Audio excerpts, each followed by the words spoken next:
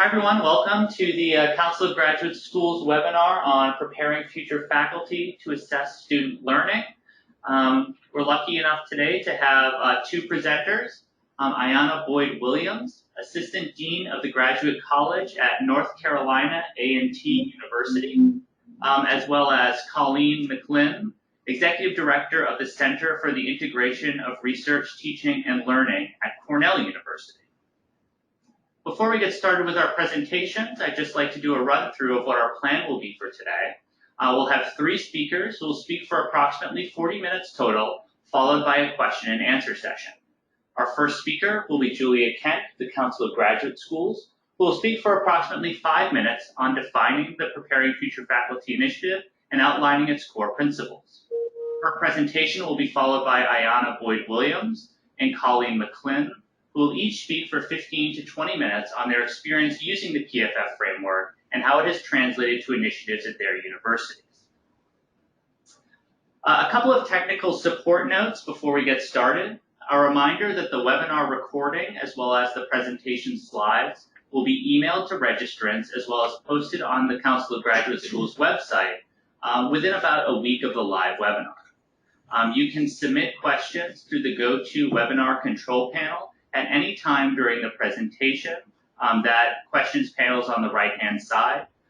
Do note that we will only be answering the questions during the designated question and answer session at the end of the presentations.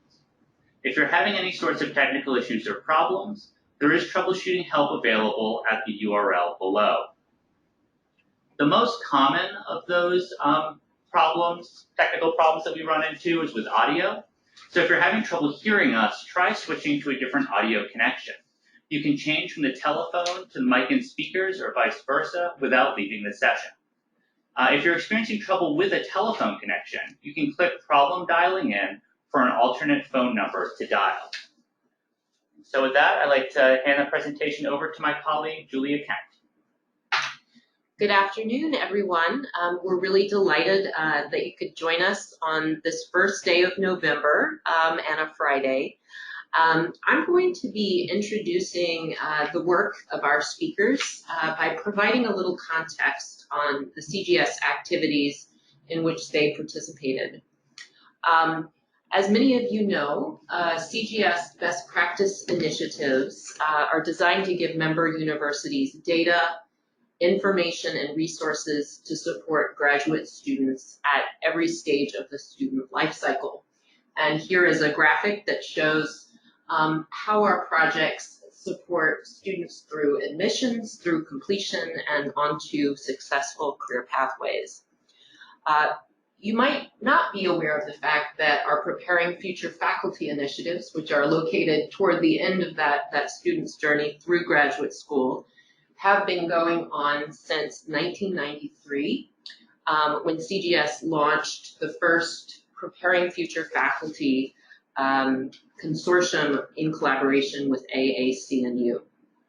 And since that time, we have conducted a series of projects in collaboration with our member universities to better prepare future faculty for all aspects of their responsibilities within institutions. Now, the PFF initiative and model first began with 3 pillars of teaching, research, and service. But in about 2010, CGS began to integrate a 4th pillar of learning assessment. And as many of you probably recall, 2010 was around the time of an increased focus both at the government and university level in accountability. But that's not really what motivated our work in this area. It was also the growth of the scholarship of teaching and learning and its emphasis on demonstrated learning outcomes for students. As I'm expecting that this group is probably familiar with the principles of the scholarship of teaching, learning, and of learning assessment, but in case that's not the case, I'm just going to run through a few of the principles of student learning assessment. One of these is clearly identifying learning goals or outcomes at the course and program level. The second is reverse engineering curricula and assigning and assignments to achieve those outcomes. A third principle is continuously assessing student progress toward these objectives so that students are aware of what they are seeking to achieve and also empowered to achieve them. And the fourth is really using evidence collected about student progress to make improvements to teaching and curricula as the course or program progresses. And student learning assessment has been associated with access and diversity because it makes the goals of learning more explicit to students who may be new to higher education or the first in their families to enter college. And so one of the reasons that CGS embarked on this work is that we felt it was important to empower graduate students to assess the learning of their undergraduates before they were struggling with all of the demands of becoming a new faculty member. So our Preparing Future Faculty to Assess Student Learning initiative, which was funded by the Sloan Foundation and the Teagle Foundation, had three main goals.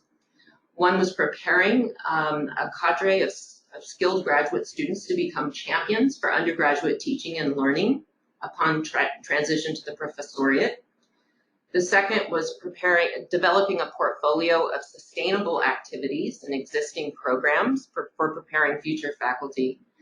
And thirdly, improving undergraduate learning outcomes through gateway course reform and also cross-disciplinary conversations. So we saw this in sum as something that would improve both undergraduate and graduate learning. One of the reasons that CGS believes that this work is so important is that many PhDs go on to work at institutions where teaching skills are given more emphasis than at the ones where they receive their PhD training. This is something we hear quite often. And so the slide you're looking at now provides some recent data from the PhD Career Pathways study. These are data from alumni 3, 8, and 15 years post-graduation. And we looked at the outcomes for alumni across all institutional types as compared to alumni who were working in research-intensive universities. And we asked them about both their primary work activities and also what skills they deem most important in doing their jobs well. One of the things we learned was that those who were working in research universities were less likely to identify teaching as a primary work activity. And then across the 16 skills measured by the survey, faculty at post-secondary institutions outside of research universities placed higher importance on certain traits like dependability, concern for others, and social orientation.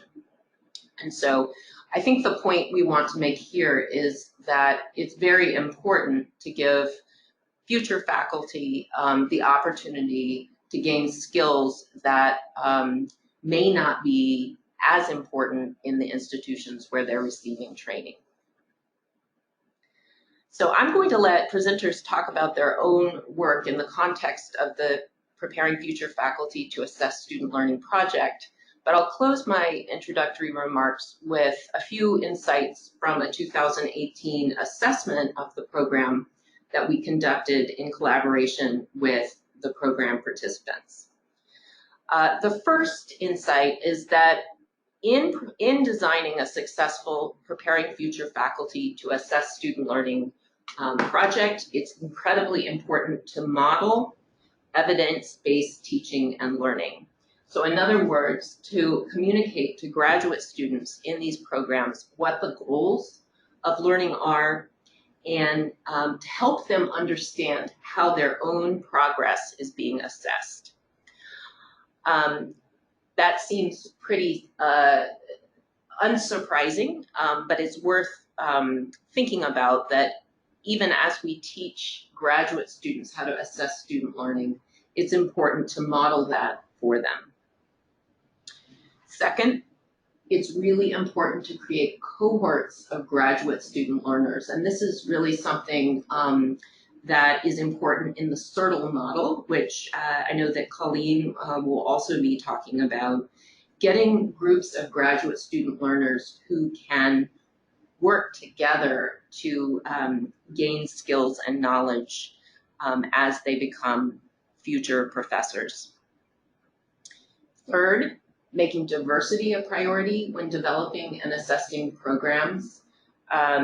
This is something I think that goes without saying in all of CGS projects, but it's particularly important in the PFF area, especially because students often go on to teach at universities where students may not look like them, and it's important to be able to reach students from all backgrounds. Fourth, give students a leadership role in the development of activities and even in the assessment of the programs that they participate in. Fifth, pay attention to timing and sequencing so that students can take best advantage of the learning that they're being exposed to. Sixth, seek multiple levels of institutional commitment so that the program has a better chance of being sustainable. Seventh, consider engaging in partnerships with other universities. And I know that Ayana's university is a good example of this. And then finally, pay close attention to disciplinary differences, because oftentimes the cultures in which, the disciplinary cultures in which these courses are taught have very different ways of thinking about evidence of learning, and that's really important to the success of these programs. So I'll conclude here and let our two presenters talk more about how they launched these activities on their campuses and what they learned. So I'll turn it over to Ayana Boyd-Williams. Thank you, Julia. My comments will focus on the structure of the North Carolina Agricultural and Technical State University and University of North Carolina at Greensboro collaboration on preparing future faculty to assess student learning. Next slide. I would like to first acknowledge the colleagues that contributed to the implementation of the initial funded Preparing Future Faculty to Assess Student Learning initiative, as well as recognize those who are currently supporting this initiative. And as you can see, there are many people who were involved in the success of this program. Next slide. There were two primary goals that drove this initiative. First was to introduce graduate students who were interested in careers in academia to effective theories, methodologies, and best practices for assessment of student learning, and then to emphasize at least two main reasons to embrace assessment, such as individual and institutional improvement of learning and teaching, and internal and external accountability for measuring and delivering quality educational programs based on clearly stated learning outcomes. Essentially, why assessing student learning is important and what are the best practices for assessing student learning. Next slide. I'd like to just talk about the actual structure of this collaboration and how we went about pulling together this team. First, we really had to receive strong institutional support from the senior administrators, and we were fortunate that the provost at both of our institutions strongly supported this initiative. We next needed to know how to pull together all of the logistical components of this initiative. And so we assembled an administrative logistic team to work through the actual logistics for moving the program forward. At the onset, the sustainability of this initiative was paramount. So this was something that we wanted to put together that could be sustained over the years beyond the grant funding initiative. We were fortunate that the former dean of the graduate college at UNCG had extensive experience in assessing student learning and was passionate about this topic. And it really was his strong leadership that drove the initiative forward and then allowed us to get the support that we needed for both institutions. The next component that we needed was to get buy-in. So we assembled an advisory committee. We leaned heavily on the Academy for Teaching and Learning at A&T and the Faculty Commons at UNCG, because these were faculty who were already familiar with assessment, committed to assessment, so it was automatic buy-in. And so we utilized that resource quite heavily. A key component of this project was developing online modules dealing with assessment. So we needed to assemble a group that just dealt with the components of the assessment models and the production of the modules online. And then lastly, there are always things that will come up, particularly when you're dealing with different institutions with different processes and systems. And so we pulled together resource affiliates as needed to handle the different systems and other related challenges that might arise. Next slide. So this just gives you a visual of the different areas that were associated with each of these components of the structure. And so you'll see with the administrative logistic team consisted of the deans, associate and assistant deans at both campuses. And then we hired a graduate student to serve as the coordinator of the program to manage the day-to-day activities. The advisory committee, again, we relied heavily on the Academy for Teaching and Learning and the Faculty Commons at UNCG to pull in the faculty that we needed that could support as well as advocate for this initiative. And then for the assessment modules production committee, we pulled in faculty who had expertise in assessment and could pull together the modules for the assessment modules. So it was a wide variety of disciplines and faculty that were involved with the initial phase of this collaboration. Next slide. This is just a picture of the actual website where the module exists. This is the actual fruit of our labor from the first initiative of this collaboration. And there's the URL for those of you that might want to take a look at it later on. Next slide.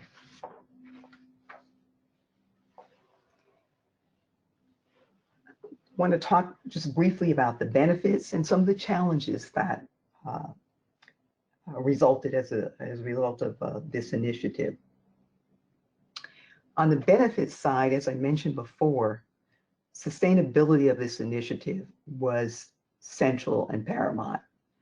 I'm happy to say that we started in 2013, and this collaboration is still in effect. It's changed a bit since the module is already up and running. We don't need to have that module production committee. We've streamlined it so we have just the logistics and administrative team that oversees the whole collaborative operation, PFL operation at this point in time. So it has been, so we've been happy that it's been sustained, and there is a strong commitment to maintaining this initiative. I'll talk briefly at the end about some of the lessons learned and how we're moving it forward to make it grow and to have it more stronger. We found that one of the benefits is that we're able to expand our pool of resources by using these two institutions. We're also able to take advantage of the strengths that we had at our respective institutions, as well as to fill in the gaps where we needed particular skills. And so having multiple collaborations really broaden our opportunity and broaden the resources that we had available to us. One of the nice things, and this is feedback from our students, is that it really created a larger community of graduate scholars, particularly in ways in which would not have necessarily happened outside of this collaboration. You know, our students were able to connect and interact with faculty and students across our campuses and across disciplines. Students that and faculty that they had not known prior to this collaboration and whose path possibly would not have crossed. So that was a nice benefit that resulted from this collaboration. Within the initiative, there are going to be challenges. And so even though we are only a few miles apart, we do have different internal systems and processes. So navigating the different campus systems was something that we had to work through, and we have. The other thing, and we're still working through this one, is ensuring that there's consistent experiences for students and the participants at each institution, so that we don't have students simply going to the events on their own campus, but they're crossing over to the institutions and utilizing the resources at both campuses. And then there are just logistical things in terms of getting students to the different campuses at times that are convenient for them and at times that will allow them to get back in time for them to engage in other activities or classes and advising and so on and so forth. So those were just some of the challenges that came up that we were able to work through. Next slide. And so in reflecting on lessons learned for collaborations and sustainability, some of the comments, and I did ask some of our colleagues for their thoughts on this. So one of the things is that you really do have to have strong institutional commitment by all partner institutions. That includes both human resources, financial resources, and otherwise. There really has to be that strong commitment.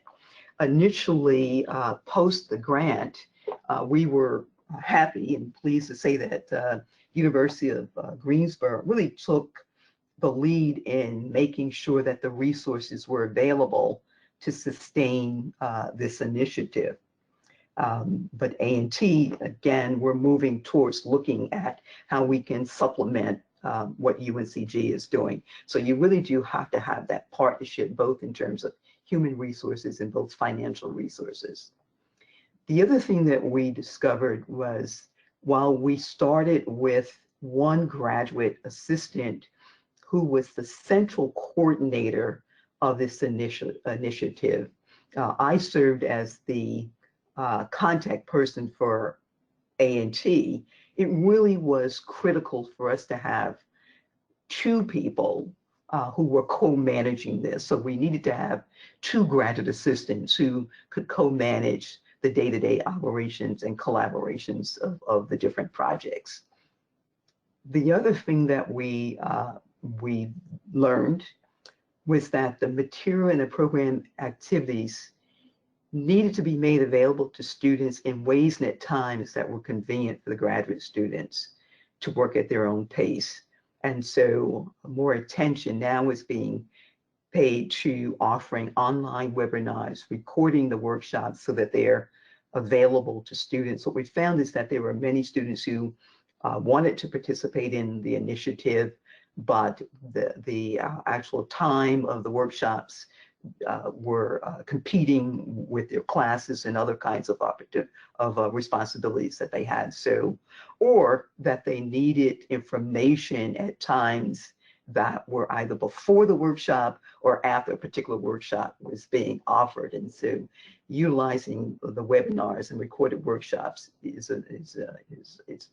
been helpful. Another initiative that we've learned is that we really do have to continue to, I don't want to say convince, but help students and faculty realize that the initiative really is complementing our students' career readiness preparation and not competing with their time to degree requirements. And so part of that means for us utilizing and taking advantage of the workshops or events that are happening within the discipline and looking at ways that we can substitute those activities for the PFL requirements. Another area that we're looking at is expanding our collaboration with other offices, not having the PFL program handle all the workshops, but looking at across our institutions, what are other offices doing that we can take advantage in and tie into in terms of supplementing what we're doing. An area that we did not necessarily focus on initially had to do with equity, diversity, and inclusion, and that's an area that we are intentionally putting a lot of emphasis on at this point in time. And then one of the big changes was that the initial program took 2 years for a student to complete. And so we had a lot of students who were interested in participating in the program, would initially start the program, but would drop out. Or students would say they want to participate, but then couldn't participate because the 2-year commitment was just not feasible or wasn't advised by their advisor. And so we've looked into streamlining it to drop it down to 2 semesters instead of 2 years. And then lastly, opening up the workshops to other programs on our campuses that had similar goals, such as the McNair program, the Title III Scholars program, and utilizing the resources that they're using and then involving their students along with the PFL students so that, again, that network of graduate scholars is expanding beyond just this program. I think that summarizes my comments. Thank you, and next we'll have Colleen. Thank you very much, Ayana. So I'm now going to talk about Cornell University's project funded by this grant. And as you'll see, we took rather a different approach. Of course, the goal overall from CGS was to fund and explore a suite of different approaches and opportunities. However, I will start similarly to Ayana's example by talking about the structure of the project and some of our goals and motivation to begin with. So next slide, please. This project was obviously founded by the Council of Graduate Schools with support from Teagle and Sloan Foundations. And we had also recently, at the inception of the project, received another small grant from the Teagle Foundation, both of which had our graduate dean, Barbara Newth, as the PI on them, and in partnership with other people around campus as well. Basically, the programs were institutionalized under the SoTL program that I direct, which is formally part of the graduate school. We're affiliated with and a member of the National Center for the Integration of Research, Teaching, and Learning Network, which has nearly 40 research universities in the US and Canada as of today. All of us collectively on our own campuses focus on preparing the next generation of excellent faculty and also do collaborative work, including online courses and programs that students from multiple institutions could participate in.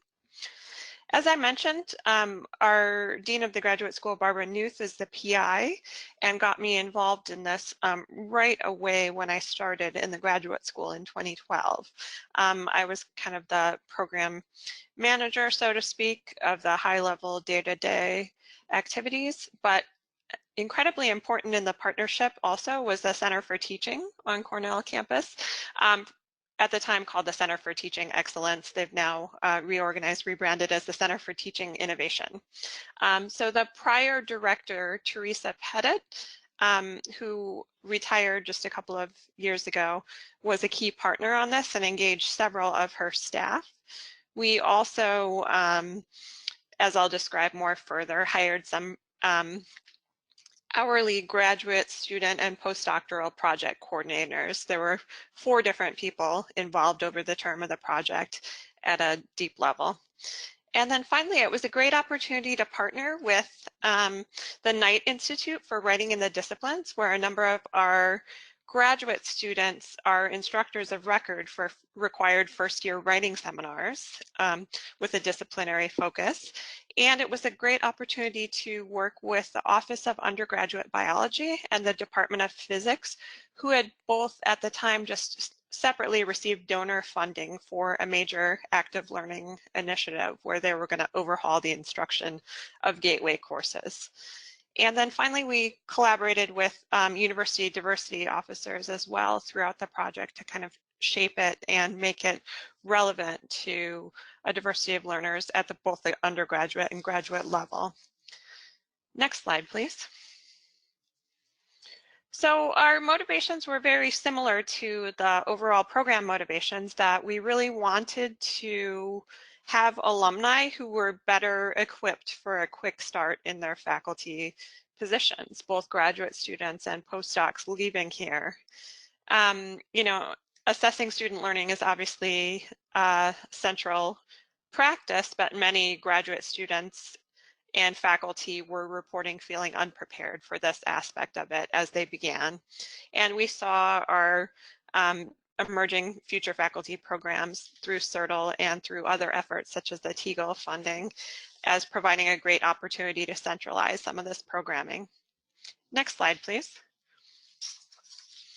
So our overall approach was to focus on pedagogy of the disciplines. So we brought together, you know, teaching center staff and experts in teaching and learning with disciplinary experts, in this case, often faculty, but also graduate students, postdocs, lecturers, and others.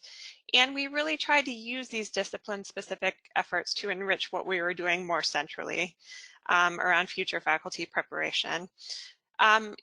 Using and leveraging graduate TAs to have an impact on undergraduate learners was important to us because there's research that interactions with TAs in large gateway courses can be heavily predictive of whether undergraduates actually pursue or switch majors. And then we were building into the larger context, the core ideas of the SoTL network and of the office I direct within the graduate school are evidence-based teaching and teaching as research, which I'll talk about more later, learning communities, and learning through diversity. And then we also wanted to track career outcomes of the most highly engaged participants in the programming. Next slide, please. Some of the key activities, you could divide them into essentially two areas. We had university-wide discussions, and then we also had more focused disciplinary skill development. So the university-wide discussions, this was an opportunity for us to start a new workshop series and mini certificates in assessment in STEM courses. And we hired some hourly graduate and postdoctoral coordinators who came from STEM fields themselves and were able to, on top of their existing appointments, manage to contribute approximately 5 to 8 hours maximum a week to help develop some of the content for this workshop series and also facilitate it. It was important for them to do needs assessment and focus grouping with their graduate student peers in order to really make sure that the new workshops we were designing were going to be relevant and useful. Also at a more university-wide level, we brought in visiting speakers and had some major events and symposia over the course of the project. Barbara Walver, Thomas Angelo, George Koo, and some other big name speakers who we could really bring to campus and then schedule a series of activities. So a workshop with current faculty, a workshop with future faculty, discussions with directors of graduate studies about assessing graduate programs, all kinds of things to really try and contribute to a culture of strong assessment. And then we developed some online seminars that we presented back to the SoTL network as well. On the disciplinary side, as I mentioned, we had a unique opportunity to work with biology and physics TAs and faculty working with those TAs who were in the process of overhauling their courses and developing new, more active learning approaches. We also had a really valuable partnership with the Knight Institute for Writing in the Disciplines and recruited first-year writing seminar instructors, graduate students from the humanities, and their particular focus was participation in a practicum, which helped them design and conduct teaching as research projects. So these are projects where you systematically think about how could I answer questions about what are my students learning or what are my students struggling about, and you think of hypotheses and questions, sources of evidence that you could collect and actually do a study, as the student Jessica pictured here has done. And she talks about what she did with her students, what she found, and how it is going to influence her practice going forward. So this really paired in quite well with the theme of assessment, and it gave a nice kind of place to share the results of work that the students had been developing on understanding assessment and how it shaped their practice. Next slide, please. This is just a little bit of information about our program evaluation and how we approached a project of this type and trying to see if it had an impact. Because we had so many different activities, of course, we had a number of different sources of evidence. For the workshops, we did formative improvement of them as we went on and had participants give us session evaluations. For the high engagement participants that did teaching as research projects, we had them do pre and post surveys about their perceptions of skills in different areas. And then we had artifacts such as posters and working papers about their teaching as research projects, which we could explore and look for themes and areas where they felt well prepared or not as well prepared, especially in comparison to some other groups we had participating in similar type of activities in different ways, such as through courses on teaching in higher education. We also had an opportunity to participate in SoTL network researchers' studies on the impacts of high engagement participation in teaching development, where they surveyed and did phone interviews with graduate student alumni who'd participated in teaching development. Next slide, please. So if I were to summarize for one of my current graduate students what some of the themes were that came out of the project about what graduate students need to know about assessment at a high level, not necessarily the specifics, but any graduate student, how should they be shaping their mind and thinking about assessment as a topic? I would boil it down to saying, think big, use time wisely, consider diversity, and collect evidence. And the think big part is really the importance of stepping back, thinking about your overarching goals for the students, making a student-centered learning environment where it's dependent on the skills and knowledge that the students really need. And then in terms of using time wisely, of course, thinking about how you use the classroom time and more flipped classroom approaches that allow you to do activities in classroom time where you can formatively assess what the students are understanding or confused about. It's also thinking about use of out-of-class time wisely as well for things where the instructor may not need to be there or where students can do assessment activities on their own time. Diversity, of course, came into this in a number of different ways, but we tried to really build in thinking about having a variety of lower stakes assignments to really approach knowledge and understanding in different ways and not, put all your eggs in one basket, which might be shaped by your background and the way you think about things as an instructor. Finally, the importance of really collecting evidence and having a variety of sources for student learning, even ones that are more qualitative, like asking students to write essays or interviewing students or observing them give a presentation. Next slide, please. I think many of our central successes came from really trying to find ways to integrate assessment into all preparation that students were doing around the realm of teaching and faculty career preparation. So helping them have skills to either design courses for the first time or help redesign courses as part of a larger team. Having a discipline-specific focus of the workshops was really important to us. We tried to build in time in the Prepare workshop series for case studies and had people break out into small groups by discipline. So we had people pre-register so that we could see what fields were going to be in attendance and develop appropriate case studies and pull appropriate examples of content around the topic of assessment.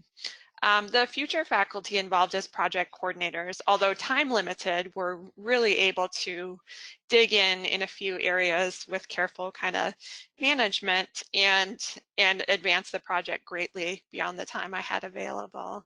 And then we really, I think, benefited from building in teaching as research as an overarching theme and approach. Kimberly Williams, pictured here, works with me, or her book is pictured here, works with me at the graduate school now and has really written an excellent text that's available widely and published through Routledge about her approach to doing research to improve teaching and learning from a very practical standpoint.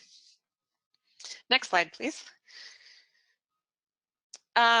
Just in the interest of sharing a few of the example scholars and highly engaged people, of course, we had a total of 16 fellows who conducted teaching as research projects, mostly from the humanities, and then 17 STEM future faculty attended enough in a series of workshops to earn certificates. but here we have pictured the 4 project coordinators and then also a couple of students who did very interesting projects around assessment that were really well integrated into what a department was doing around their gateway course sequence. So Kendra at the top, for example, interviewed 3 faculty in physics about their goals and did a project that drew heavily on faculty goals for active learning and flipping the classroom. Next slide, please. Some of our challenges were perhaps a bit predictable, but reinforced through experience that having grad students and postdocs as coordinators, they were obviously very time constrained. And so that's why we had 4 of them in part, because they often could only commit for like a semester or 2 at a time before they really needed to focus their attention on other things like finishing up. We also found through the project that STEM teaching assistants were often in their 1st or 2nd year of graduate study, and so they had a lot of foundational classroom teaching skills to develop and a lot of competing priorities about other coursework and trying to focus their effort around designing a research project and selecting a faculty member to work with. So we had to be somewhat judicious as we decided to approach working with TAs for gateway courses. We had to be somewhat judicious about the amount of assessment and building up gradually over time. Next slide, please. For those thinking about starting something similar, I would highly recommend an approach similar to what Michigan State did during this project, where they developed, more focused day-long or multi-day institutes in course design and learning assessment. We have started to do some of that through our Center for Teaching since this project, but during the project, we were very concerned about the time available through intro, through 1st and 2nd year graduate students in STEM fields, and so tried to make it fit in their schedules and bits and pieces a bit more. I also think it would be really interesting to do more direct observations and interviews and longitudinal studies on individual participants over their graduate careers. And then we never fully achieved one of the original goals of more discussions, bringing together faculty and teaching assistants. That's happening in pockets around the university, but I had hoped to perhaps start more of a movement towards that, and that's still to be completed someday. Next slide, please. So just finally, to close out, we've tried to really adapt and build all of the workshops, programming, and teaching as research support and practica that we developed through this project into other areas as well. So some of the ongoing work that we're doing now involves future faculty programming in partnership with the Office of Inclusion and Student Engagement. So focusing on skill development and confidence development in students from underrepresented and marginalized backgrounds. And then also building the assessment training into certificates and things that one can contribute to conference-wise, paper-wise, publication-wise, after doing a teaching as research project. I think next slide. My final slide just has my contact information. I'd love to talk to you if you'd like to hear more. And then if you're, depending on the nature of your interest, you might want to check out my SoTL program website and what we do around future faculty preparation, the larger graduate school context it's embedded in, or the archive of the specific project, which has information and slides and things from all the workshops that happened over the course of the project, as well as information about the students teaching as research projects. Well, thank you, Colleen. So we're going to get started with our question and answer session here in a minute. Just a quick reminder that the webinar recording and slides will be emailed to participants and posted on the CGS website sometime in the next week or so. If you have any questions, now is the time to type them into that that GoToWebinar control panel on the right-hand side. And now I will turn over the question and answer moderation to my colleague, Julia Kent. All right. Thank you very much, Matt. So the first question is relevant to both of you.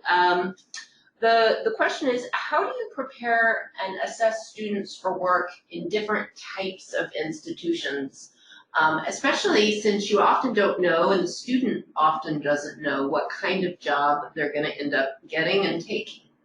And we'll start perhaps with Colleen on that one. Thank you. That's a great question. I'm eager to also hear Ayana's answer and her perspective.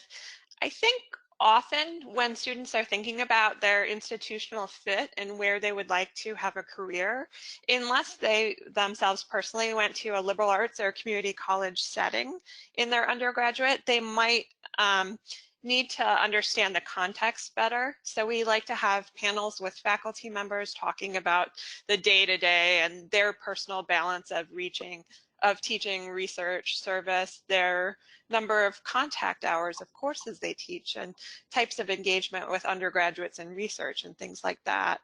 I also frequently point students to the Carnegie classification website hosted through Indiana University for some more background information on the institutional characteristics. In terms of the assessment, it's not that the assessment skills they need are widely different at different types of universities, but I think you highlighted in your introduction, Julia, that how vital those skills are to the day-to-day, how often they're going to be put into practice depends on the balance of teaching in the role. Ayana? Yes, I would just add that it's one of the areas that we expanded the PFL program to take into consideration that we needed 2 tracks. And so we have both future faculty, a track for future faculty and modules that students will complete if they're thinking about or considering an academic career path. But we also have a track for students who are thinking about industry, business, government, nonprofit, etc.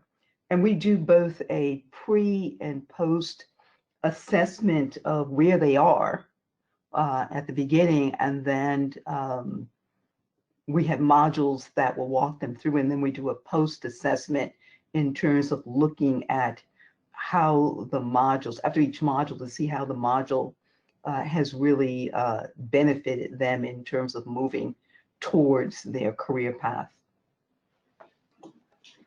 Great, thank you very much. We have a really hard question that has come in. Someone has commented that I am very interested in improving our PFF here at an R1 university, but I regularly find and hear feedback from graduate students that faculty are not supportive of their participation. How do you handle that, and at what level? I imagine the dean may play some role at the level of making the case, but as instructors and as leaders of programs, I imagine there are also ways that you need to, conversations that you need to have, both with students and faculty. So what is your perspective on this? What are the most important things that you can do in a case like this? Again, maybe start with Colleen.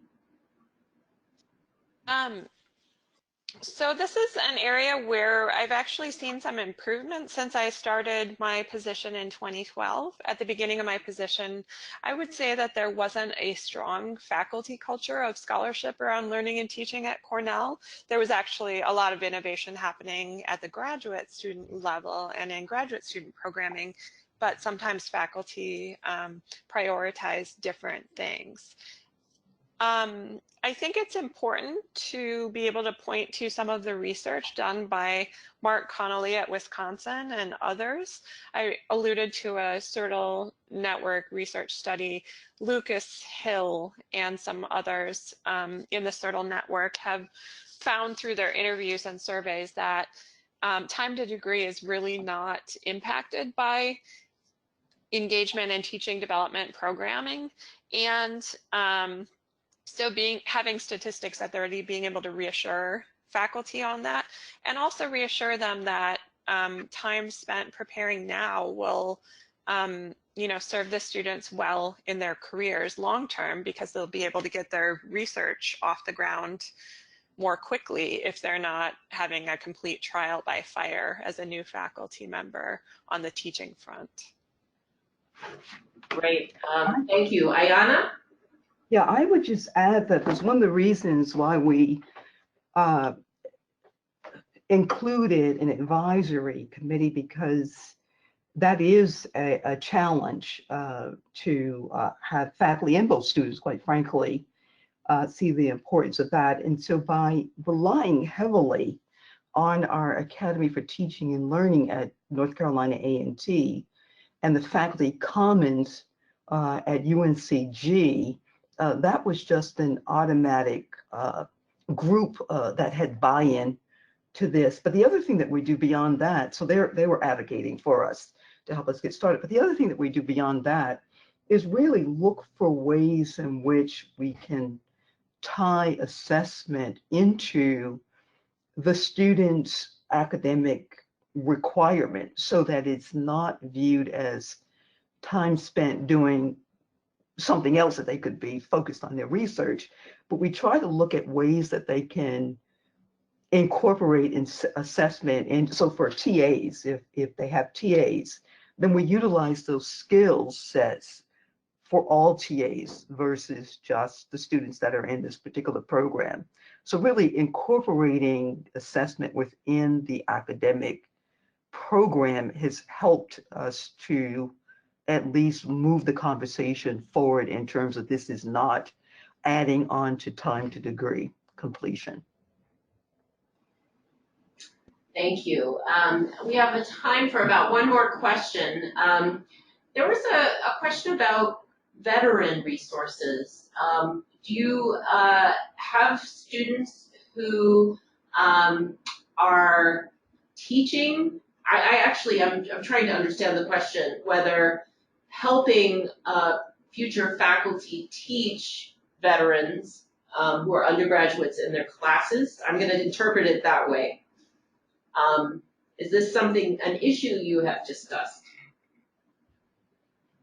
I think for us, that's one of the reasons we had to really think through diversity and inclusion. I think we hadn't thought about the population in the way that the question is being presented, but it's a valid question that goes along with some of the things that we're thinking through to look at inclusion, diversity, and in those initiatives. And understanding understanding who your students are. Exactly. At the beginning. Exactly. The student profile has changed. And so understanding the profiles and incorporating assessment in ways that will take into consideration the different learning populations that are now coming into our institutions. Great. Colleen, did you want to answer that question?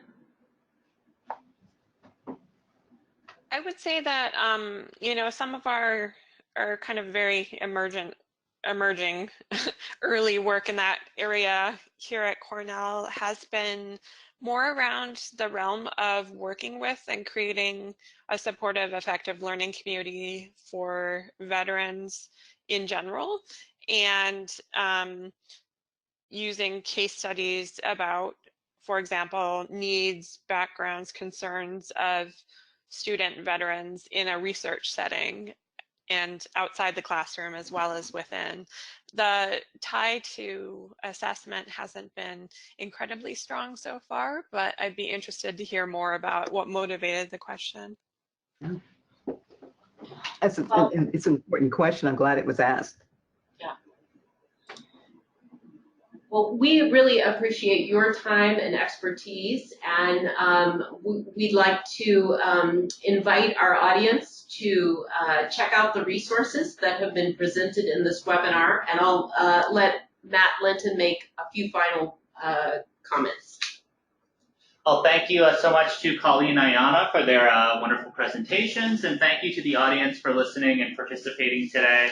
I just want to alert you to the upcoming CGS 59th annual meeting in Nashville, Tennessee, held from December 4th through 7th at the Omni Nashville.